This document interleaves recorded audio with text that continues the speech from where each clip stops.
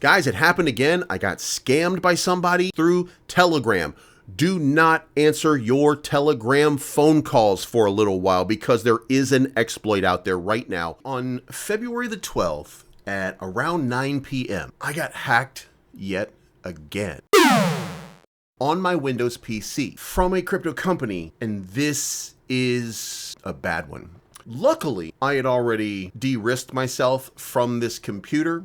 I don't store anything on this computer anymore. I was hacked, but they didn't get any crypto, they didn't get any money. But I'm going to show you what happened because now it's very, very important. Please hit the like button. This has got to be shared with as many people as possible. This one's important. Okay, guys, this is it right here. If you notice up here at the top, this says A, and then it says DF. You click on it, and it's just a random name. You will notice I put nope right here at 9:11 p.m. They erased everything else. Here's what happened. At 9:05, I received a phone call from somebody on Telegram. Now, you might be saying to yourself, well, that's your first mistake right there. Well, not really, because phone calls generally are not where something comes from, okay? Now, I got a phone call, and the phone call said, hey, and they knew my information. And they said, hey man, one of your fans wants to send you something. We're sending you a DoorDash right now. Could you go check your door? So I went to the door, there was nothing there. I came back, they had hung up. They had called back and they called right back and they said, hey, did you get it? And I said, no.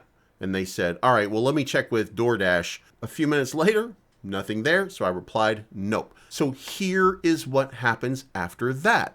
Now, this is Microsoft Defender. It immediately found a problem and it said that I had something on my computer. Now, it did not say that at 9 or 9:11 p.m. It actually found it when it was doing its nightly scan at like 3 or 4 o'clock in the morning. Once that was done, it found something called a.vbs, which is a Visual Basic Script. And what that means is that someone with a VBS, which is how, that's a lot of the times you're going to get a hack, and VBS is going to be how they execute commands. So they found it in my download folder, which is very weird. Why would it be in my download folder? Because I didn't download anything that would have been a virus. So it was not there. But here's the other thing. If you're sophisticated, you don't store your stuff in a download folder that's usually going to be deleted, right? So what I do, I saw that and I was like, there's something wrong here. Now I go back another step, and yesterday I get another alert. So I'm like, you know what? I got to use Malwarebytes. I do not work for Malwarebytes. I am not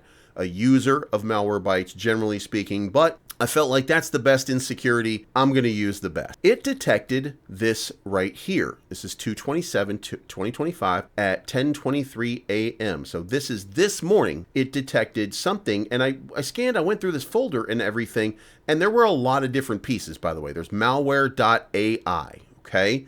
Which means most likely that it's maybe moving around the computer, something like that, okay? What did it find? Well, it found this right here, d.zip. Where did it find it? Just randomly sitting in a folder. Now, to find it, I went to Drive C, Users, my folder. Right here is something called d.zip. Now, look at this right here. At 9:10, d.zip. There's nothing in there right now because it's all been cleaned out. But what it did was it dropped a malware called d.zip.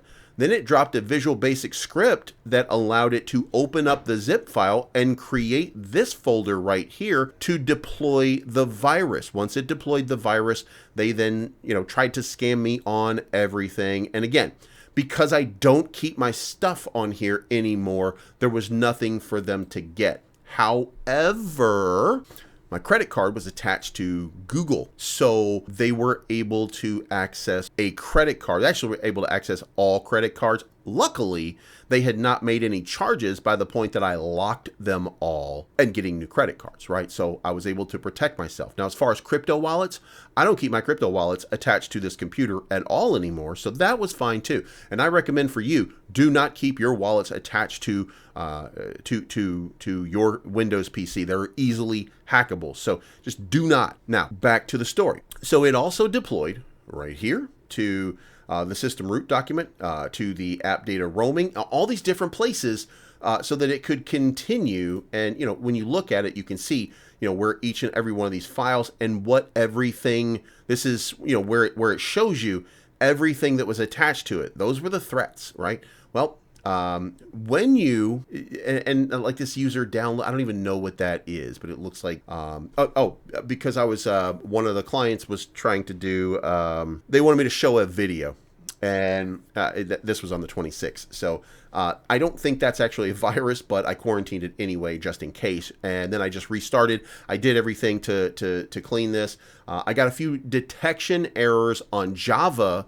So I have to download Java because I had to delete some of the Java files. So what it did was it went into my main folder, deployed itself using a Visual Basic script, which was installed into my download folder, which executed the commands, which then pulled and stole data from me, right? Now, my data had already been stolen from a hack a year before, and I had learned my lesson that nobody was going to steal a bunch of money from me again. So, that's when I did this. But listen, this happened because I answered a phone call from Telegram. All I did was answer a telephone call from Telegram. They are able to now deploy viruses through Telegram. Now, there is the evil video thing that we knew happened from last year, and I started looking for this, trying to figure out like what is going on here, because there's just no way, right? There's just no way that a phone call would download a virus. And then I found this right here, how scammers use Telegram for phishing calls. They're just kind of giving you all these different ways that these things could be done, but so that wasn't it either. But I saw Telegram is obviously a problem as an app. But when I started looking at the dates, these are old, these are known, right? Then somebody found a new one. Researchers have identified a new backdoor malware called written in Go programming language that leverages Telegram as a command and control channel. When the malware appears to be under development, it's already fully functional and capable of executing various malicious activities. A newly discovered Go backdoor, potentially of Russian origin, has been identified. It uses Telegram as a primary communication channel. So going through it, it turns out that what happens is when you're connected with a Telegram, you have an open link. It creates that phone call creates an open link. And once you answer the phone, they get your IP and they're able to deploy something onto your computer. So I'm going to implore you, don't answer your phone. Now, if I scared you with this, you should be scared. But you can also, thankfully, protect yourself. Don't answer Telegram calls. Don't take phone calls from people on Telegram that you do not know, because the potential exists. There is something out there that allows them to exploit you and to steal from you. So be very, very careful in this space. I implore you. This is definitely not financial advice, but I am always right.